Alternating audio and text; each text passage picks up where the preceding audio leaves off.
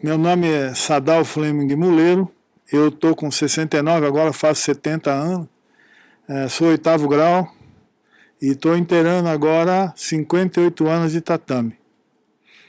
Bom, eu quase morri aos 5 anos, tive uma complicação de 2 doenças, púrpura hemorrágica com anemia profunda. Aos 8 anos voltou, quase morri novamente e era um menino muito fraco. Aos 11 anos, eu estava na Moca, na rua Madre de Deus, com a minha mãe na feira, e vi uma placa, ensina-se jiu-jitsu, ensina-se judô, professor Hanilda. Aí eu pedi para minha mãe para treinar. E minha mãe falou com meu pai que me levou no médico que tinha me tratado, o Dr. Antônio Del Priore, no Ipiranga. E era diferente de hoje. Tinha a sala do médico e ao lado tinha um consultório dele, onde ele fazia exame. Aí ele me examinou, me disse, fica aí. E voltou para a sala com meu pai. E moleque, né? Eu fiquei perto da porta e eu vi ele falar para o meu pai, deixa ele treinar, porque a gente sabe que esse menino não vai viver até os 16, 17 anos. E assim comecei com o professor Hanilda, que estava na Associação de Judô ONU, mas ele era formado pelo professor Ogawa, a faixa preta dele era do professor Ogawa. Então a minha origem, na realidade, é jiu-jitsu. Porque o professor Ogawa era, na realidade, mestre de jiu-jitsu. Em japonês chamava-se Menkyo Kaiden, que era a graduação do jiu-jitsu. Dali do professor Hanilda, eu fui treinar com o professor Hirota, também formado pelo professor Ogawa, também no ONU. Depois deles, eu fui treinar com o professor Tadao Nagai, que está hoje em Recife. O professor Nagai morou na casa do professor Ogawa, que era um internato. O professor Tadao Nagai era uma sumidade em execução, conhecimento, também para ensinar. E ali é que eu comecei realmente a estudar, me aprimorar. E o professor Nagai foi embora em 1970 para Recife, e eu fui para Rombo Budokan. E lá fiquei amigo dos filhos do professor Ogawa, do Akira, do Kachan, do Hachiro, do Hitoshi. E tinha um outro irmão chamado Shoji, que não morava lá, de vez em quando só que ele aparecia, mas deles eu era amigo. E ali nós fazíamos o Ticome, só nós, fora da aula, treinávamos, e nasceu uma amizade muito grande. Eu me classifiquei em algumas competições, mas nunca fui um grande competidor. Porque para mim, o simples fato de poder treinar, suar, estar ali no meio, era a minha grande vitória. E eu ficava me perguntando quando é que Deus ia me levar. E estou aqui até hoje, né? E os outros comemoravam a medalha, eu comemorava o ato de poder lutar, de poder treinar. E foi bom para mim, porque eu comecei pelo fato de me chamar Sadal, que é original, meu nome, é um nome japonês. Meu pai tinha uma grande admiração pela colônia japonesa e me pôs esse nome. Eu não tenho nome em português. É Sadal Fleming, da família da minha mãe, Muleiro, da família do meu pai. Eu era recebido, antigamente não podia visitar outras academias, pelo menos aqui em São Paulo não podia. Mas eu ia no professor Oide, na Lapa, eu ia no professor Curati, que era lá na Oscar Freire, eu ia na polícia com o professor Suganuma, e todos me recebiam, e eu aprendi com os japoneses. A cultura japonesa é uma lição de humildade. O japonês vai conversar com você, e a primeira coisa que ele fala, sumimasen. Sumimasen é desculpe-me. Ele já está pedindo desculpa e não fez nada, né? E é uma lição de humildade. E eu aprendi com eles que tem que ser humilde. E depois eu tive a confirmação, na Bíblia está que a humildade vem antes da honra, né? Se quer ser honrado, seja humilde primeiro. E passei a buscar não só o treinamento, como o porquê das coisas dentro, né?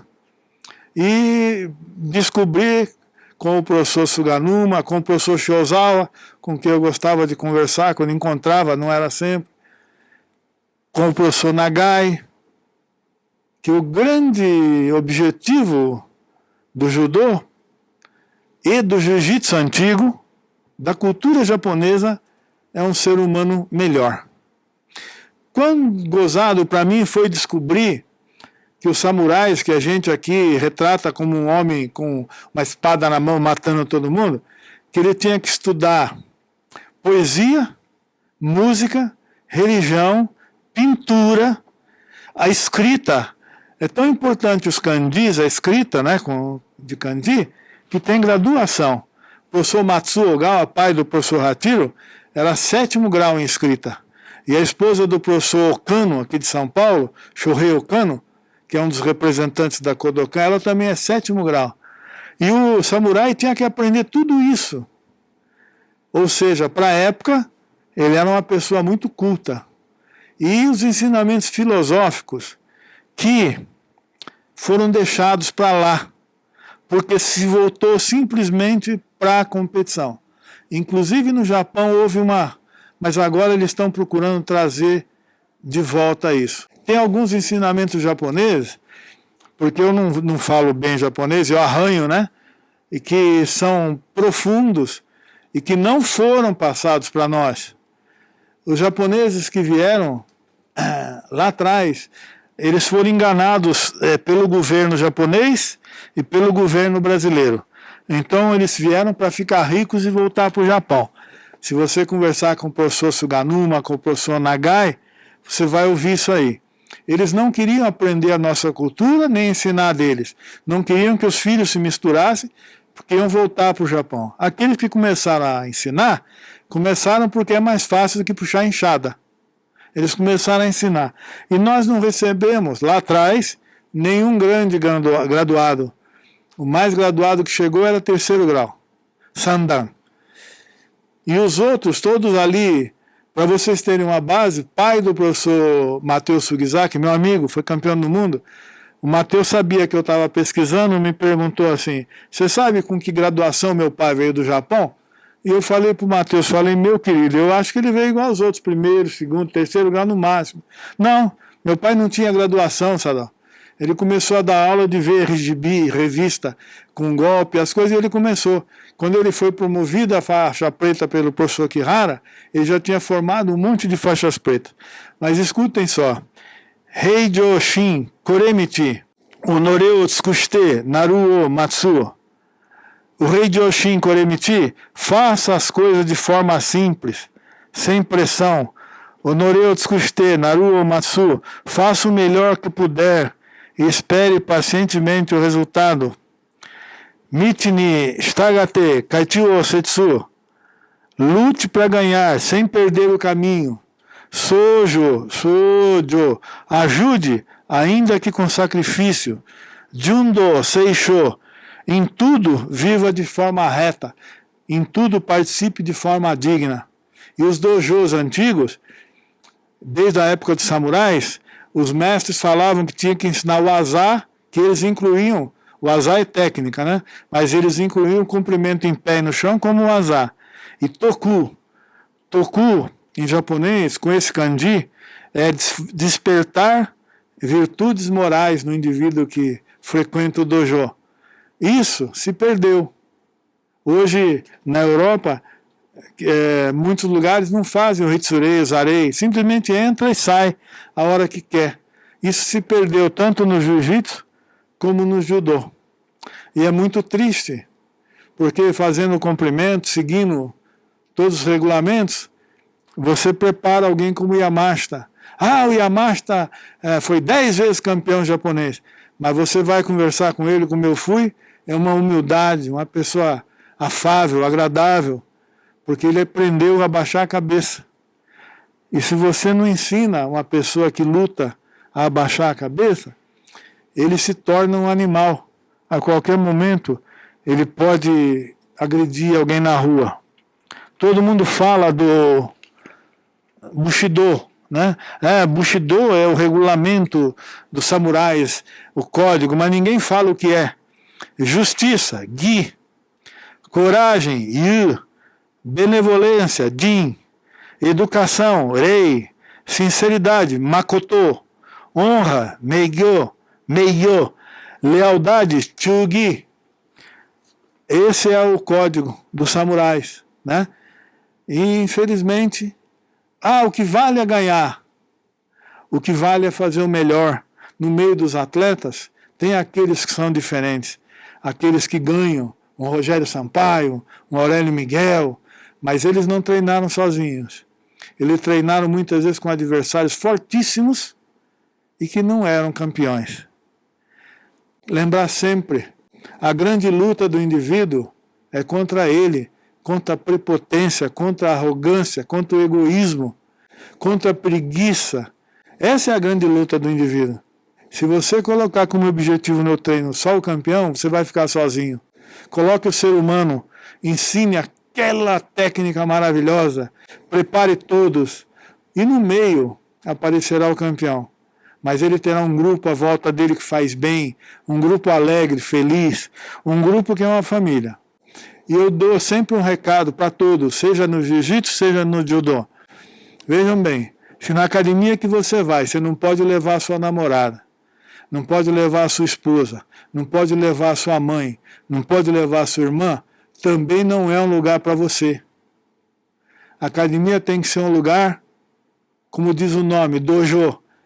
É academia aqui no Japão, mas o kanji de dojo quer dizer local do caminho, lugar de buscar um caminho para a vida.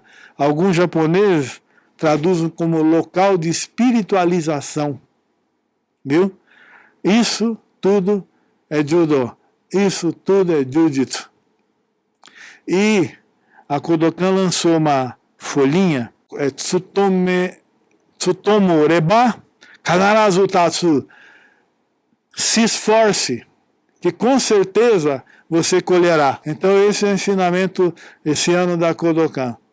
Tsutomu reba kanarazu tatsu. Se esforce. Então, aos alunos, aos companheiros, Kodansha, né? Antigamente falava Mudansha, até faixa marrom. Antigamente, hoje não usa mais esse termo. Yudansha, de preto a primeiro lugar, de Shodan a Godan. E Kodansha, de sexto para cima. As coisas que se perderam, eu conversei com muitos velhos, sempre respeitei os velhos, e pelo fato de aprender um pouquinho, entender um pouquinho de japonês, eu fui gravando o que eu aprendi. Essa faixa, se você olhar a bandeira japonesa, ela é branca, que significa pureza, com aquela bola vermelha no meio. E todo mundo sabe que aquilo é o sol, né? Mas, mais antigamente, falava-se que aquela bola vermelha é uma divindade chamada Amaterasu. Quando o Kano Sensei bolou isso aqui, se você viveu os ensinamentos, aprendeu os ensinamentos e viveu com todo o coração, você chegou aqui, você está se aproximando mais da divindade. E quando você chega a 9º grau, se você aprendeu e viveu os ensinamentos, você chegou mais perto da divindade que um ser humano pode chegar. Para vocês terem uma base, como foi deixado com a invasão do Japão pelos americanos, né? Porque na realidade os americanos invadiram, muitos ensinamentos foram deixados para lá. A questão de uns 30 anos, mais ou menos, esteve aqui no Brasil uma comissão que esteve em Suzano, Mogi, que é aqui perto, Bastos, Açaí no Paraná e Tomé-Açu no Pará, que são colônias que ficaram fechadas há muito tempo, para rever tradições, rever valores, costumes e palavras que se perderam no Japão. Há pouco tempo atrás, eu falei para um faixa preta novo, né? Maneira de sentar de perna trançada é agurar o koza. E ele morou no Japão e falou para mim assim, isso não existe no Japão. Na próxima vez que nós nos encontramos, eu trouxe o kanji para ele. Falou, isso aqui é o kanji daquilo que não existe no Japão, viu? Koza é uma letra, um kanji, que os historiadores japoneses acham que é posição de mongol ou posição de estrangeiro. Eles acham que foi introduzido no Japão, que não tinha. E também falei outra coisa, antigamente existia um título chamado Hanshi. Hanshi era um título honorífico que você podia usar quando você faz algo de fenomenal nas ciências, né, na matemática, na história, uma descoberta, você podia usar. Esse título é extensivo a nós, do judô, do aikido, do kendo, do jiu-jitsu, Hanshi, podia usar para 8º, 9º e 10º grau. Independente de ter feito alguma coisa, era um título extensivo. Novamente, ouvi, isso aí não existe no Japão. Aí o professor Matsumoto, Leonel Matsumoto, pesquisando, achou no Japão, Hanshi. são coisas que foram deixadas num passado não muito distante, mas que fazem parte da cultura japonesa. E lembrar sempre, ser professor de jiu-jitsu, de judô, é se doar muito. E lembrar que os alunos que ficam com você são como filhos. Tem que pôr o coração no que você faz. Se você simplesmente acha que tem que ganhar dinheiro, todos nós temos o direito de ganhar dinheiro. Agora, na nossa profissão, tem que ganhar dinheiro, sim, mas tem que fazer um trabalho que vale muito mais do que o dinheiro que você ganha. Antes de existir a Nippon Den Kodokan Judo, que é o primeiro nome da Kodokan, nome verdadeiro, esse Den é uma letra muito difícil, que é tradição, valores tradicionais, né? Existia um estilo de jiu-jitsu chamado Judo Shokushin-ryu, ou Shokushin-ryu Judo. E a palavra judô não tinha a conotação de luta, né? Era um caminho mais suave, uma forma mais suave para ensinar jiu-jitsu. Essa é a grande verdade. E depois acabou tomando forma, todo mundo se uniu a Kodokan, que até então era Nippon Den Kodokan Judo, e tem um livro, eu tenho esse livro, está com meu filho, de 1905, o que o professor Kano ensinava, chamava Kano Jiu-Jitsu, está na capa do livro. É um livro de 1905, se alguém quiser pesquisar, vai achar isso aí. Aí coloca-se ele no pedestal. Tudo foi criado pelo professor Kano. Foi não.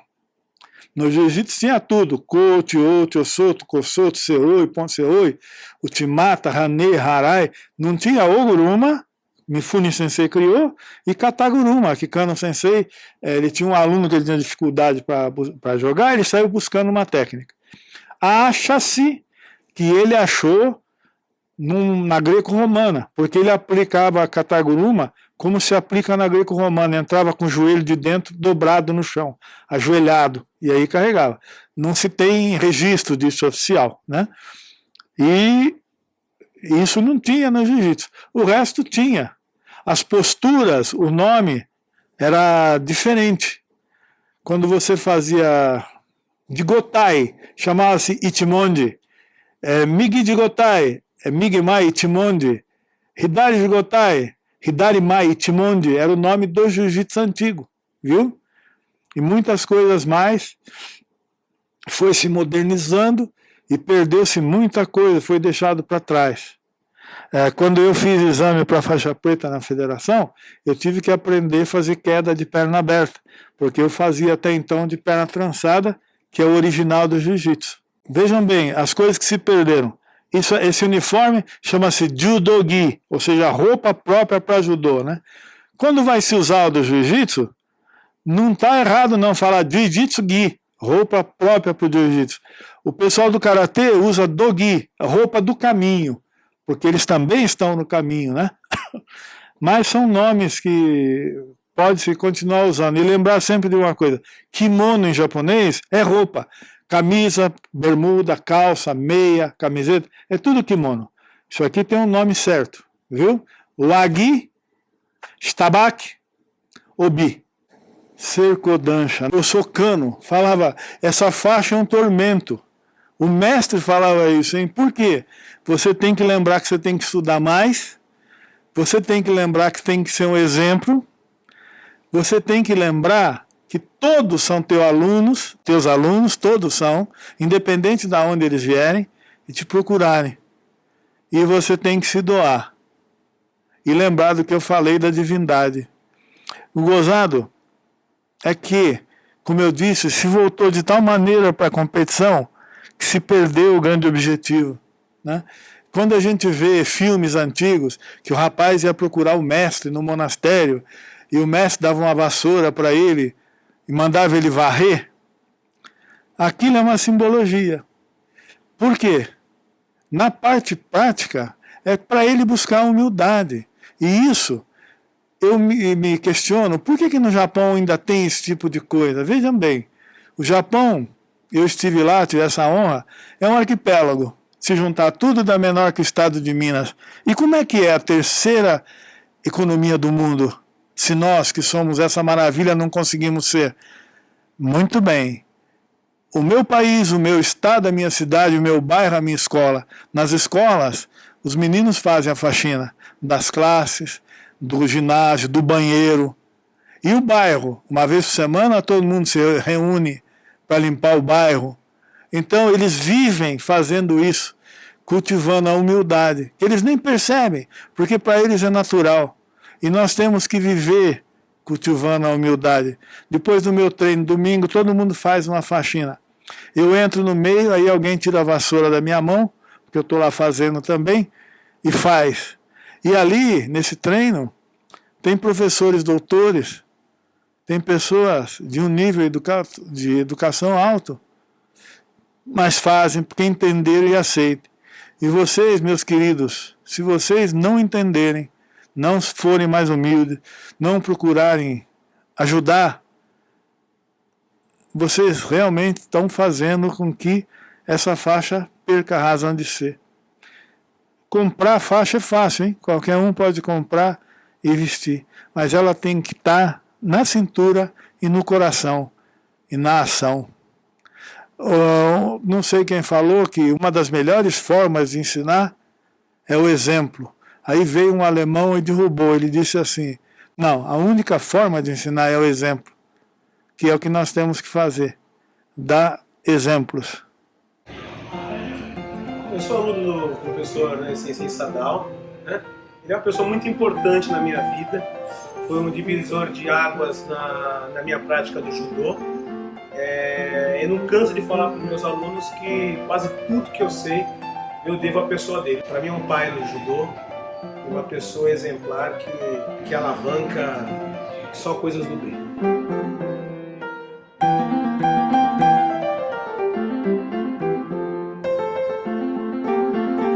Gostaria agora de falar de uma pessoa muito importante para mim, que foi o professor Sadao Flemming Moller. Queria falar da pessoa maravilhosa que ele é, o professor extremamente pedagógico que ele é, e ele é uma pessoa muito humanista. Ele influenciou muito na minha carreira como professor e como homem, né? Porque ele deixa sempre uma mensagem positiva. Então, além de você saber tecnicamente muito do judô, ele sempre traz uma mensagem muito positiva. Então, eu só tenho a agradecer ao Sensei Sadao por ter contribuído na minha formação, tanto quanto homem, como professor.